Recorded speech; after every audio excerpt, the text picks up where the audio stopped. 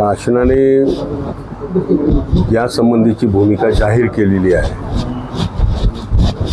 की रिझर्वेशनमध्ये उपवर्गीकरण करण्याचं, त्याला विरोध करण्यासाठी आम्ही या ठिकाणी महाराष्ट्रभर आंदोलन करत आहोत. आज नांदेडमध्ये भव्य मोर्चाचं आयोजन इथल्या सर्व संघटनांच्या नेत्यांनी केलेलं आहे.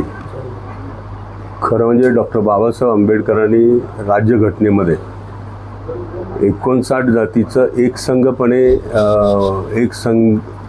करून 59 जातींना त्यांनी सामुदायिकरित्या 13% आरक्षणाची सोय केलेली आहे.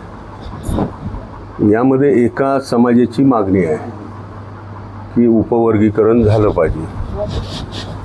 प्रश्न असा निर्माण होतोय की या सरकारला हळूहळू हे रिझर्वेशन नष्ट करायचं आहे आणि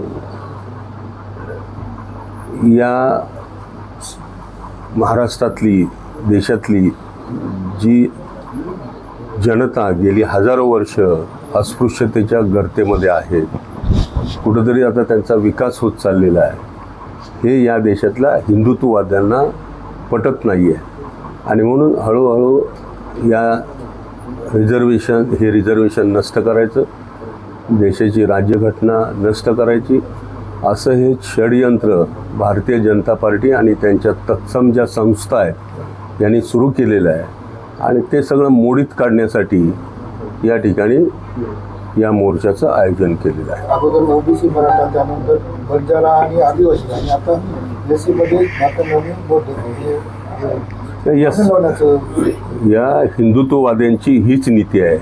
जसं ब्रिटिशांनी डिवाइड अँड रूल केलं तसंच या ठिकाणी तोडा आणि फोडा आणि जोडा अशा पद्धतीची नीती अवलंबलेली आहे. मधल्या काळामध्ये आपण बघता की मराठा समाजाचे लाखो मोर्चे, हजारो मोर्चे झाले, ओबीसी समाजाचे झाले, Maratha versus OBC, Dhangar versus आदिवासी, आणि आता दलित वर्सेस दलित, असं हे सगळं या सरकारनं सुरू केलेलं आहे.